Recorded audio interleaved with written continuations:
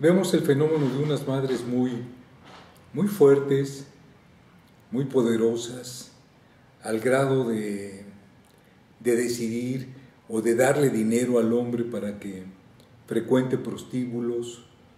Nos tocó también el testimonio de escuchar de que eh, sacan al marido de la cama, lo expulsan de la cama para meter a los hijos, a los niños, y pues realmente el vínculo entre los padres pues es muy pobre, ¿no? Sacar al padre de la cama para meter a los hijos es, pues no sé, dejar al padre en un lugar muy borrado, un padre invisible, ¿no? Eh, en términos generales me parece que, aunque fueron pocos días, pero sí este fenómeno de los mushes, de mucho rechazo allá. Y bueno, lo que sucede es que los mushes son muy aguerridos, muy combativos. Es una zona muy politizada, de muchos años, de cerca de 40 años, muy politizada. Fue el primer municipio gobernado por el Partido Comunista en la República Mexicana, en el país, en los años 60.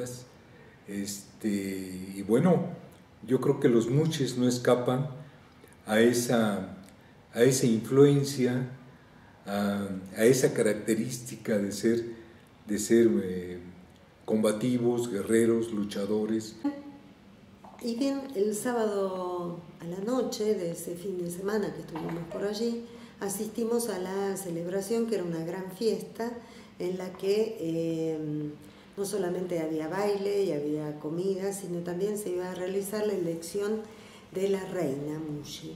Entonces, así fuimos todo el grupo a esta celebración y en mi caso particular la sensación que tenía era como de ir poco a poco adentrándome en una escena, en algo del orden de, como si tuviera un halo de irrealidad, algo del orden de la ensoñación, algo del orden de lo no real, ¿no? O sea, como que poco a poco uno fuese metiéndose en un escenario donde se desplegaba toda una escena y allí no teníamos más que un solo rol posible.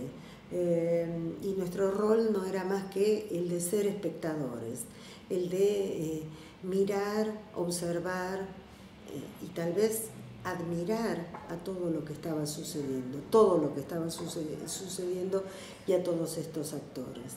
Era como que no teníamos opción de asumir otro rol, de jugar otro rol. Era algo así como una ensoñación. Nos veíamos actuar, ¿no? Era como en un sueño, donde uno se ve a sí mismo realizando algo, ¿no? Llevando a cabo algún rol, algún papel. Y esa era un poco la sensación, ¿no es cierto? O sea, como si fuésemos marionetas, como si fuésemos títeres, como que no pudiésemos hacer ninguna otra cosa que lo que el libreto así establecía. Así podríamos pensar que esto era algo del orden de más que un sueño, una pesadilla. Sin embargo, la sensación que teníamos, si bien era de realidad, no era ni ansiosa ni angustiante. Entonces, poco a poco nos fuimos adentrando en esta escena, donde de lo que se trataba eran los brillos, las luces, todo este brillo fálico, todo este brillo fetichista, que era como una confirmación, una ratificación de que era posible la completud, de que era posible la perfección, de que nada faltase, de que estábamos en lo ideal, estábamos en un mundo ideal donde no es posible la falta, ¿no? O sea, donde nada falta y todo es perfecto y completo. Entonces me quedé pensando acerca de todo esto que habíamos vivido Y me preguntaba y me pregunto hoy, ¿acaso esto es privativo de esta comunidad Muye y de estas festividades? ¿O todo este despliegue escenográfico, toda esta cuestión de la mirada puesta en juego, esto de mirar, de observar, de ser observado, de mostrarse, ¿acaso no es lo que nos está atravesando hoy en día a todos? Sino, ¿qué es este fenómeno de Facebook o este fenómeno de Gran Hermano en el que todo se trata de mostrar, de admirar, de ser, ¿no? O sea, es como si uno cobrara consistencia yoica, como si uno tuviera algún tipo de realidad en tanto y en cuanto alguien lo esté mirando, alguien lo esté observando, alguien lo esté admirando, ¿no es cierto? Entonces me pregunto qué es lo que pasa con este yo, si es esto un narcisismo exacerbado o si es una desesperación, es un llamado desesperante a tratar de conseguir de alguna forma algún tipo de consistencia subjetiva. En este sentido, toda la cuestión de la subjetividad me lleva a pensar si cada uno de nosotros no estamos día a día y constantemente jugando nuestro propio rol, poniéndonos nuestras propias máscaras. Y en este momento en que lo privado ha devenido lo público, y a la vez, ¿qué hay de la intimidad? ¿Qué hay de la intimidad? La intimidad es ese espacio tan propio, tan profundo, tan de cada uno, donde habitan todos nuestros fantasmas, todos nuestros deseos, nuestros anhelos más íntimos, más profundos, todas nuestras fantasías, que raras veces comunicamos, pero que es donde radica nuestra propia esencia. Y hoy en día lo que pueblan las consultas de los psicoanalistas, de los consultorios de los psicoanalistas, es justamente la queja por la gran soledad en la que se habita, el terror a la soledad, la falta de sentido por la vida y una sensación terrible de vacío. A esta altura ya estamos en condiciones de arribar a la conclusión o las conclusiones de todo este recorrido, tanto sea del seminario como de la experiencia con la comunidad Muye en Juchitán. Todo esto ha quedado registrado y plasmado no solamente en este documental, sino en el libro homónimo que se llama La Vela Velada, donde vamos a trabajar cada uno de los encuentros que tuvieron lugar.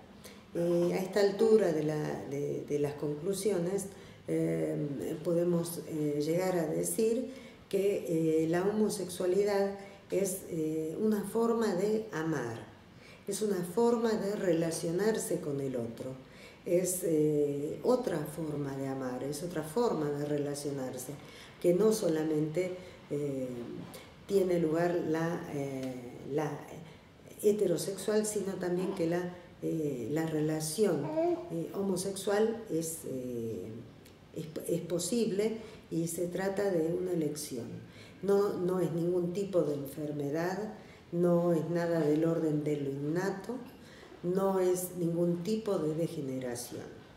Es algo que, como decía recién, no es algo que uno nazca de determinada forma homosexual o heterosexual, sino que uno deviene tal. Uno deviene homosexual o uno deviene heterosexual. La pregunta que cabe ahora es ¿cómo se llega a ese punto? ¿Cómo es este proceso? Y esto podemos concluir que 3 son las razones fundamentales. La primera y tal vez la más importante es el deseo materno hacia ese bebé que está gestando, o bien desde antes, que es lo que ella desea, ¿no es cierto? O sea, un niño o una niña. Y la segunda de las razones fundamentales es todo el juego identificatorio que se da en el complejo de Edipo y la castración, que ahí, bueno, la identificación va a ser, me voy a identificar con aquel sexo para obtener, para la elección de objeto sea del otro sexo, ¿no es cierto? O sea, y por último, toda esta trama edípica se inserta, tiene lugar en una determinada cultura, en una determinada comunidad que por supuesto no es condicionante, pero ejerce una gran influencia sobre todo esto. Bueno, ha sido un placer realmente poderles comunicar toda esta experiencia y esperemos que la puedan paladear y degustar tanto como nosotros que la hemos vivido. Y ojalá que hayamos podido compartirles todo este recorrido que realmente fue muy satisfactorio, porque fue una vivencia muy impactante, ¿no? Muy interesante. Muchísimas gracias y nos vemos la próxima.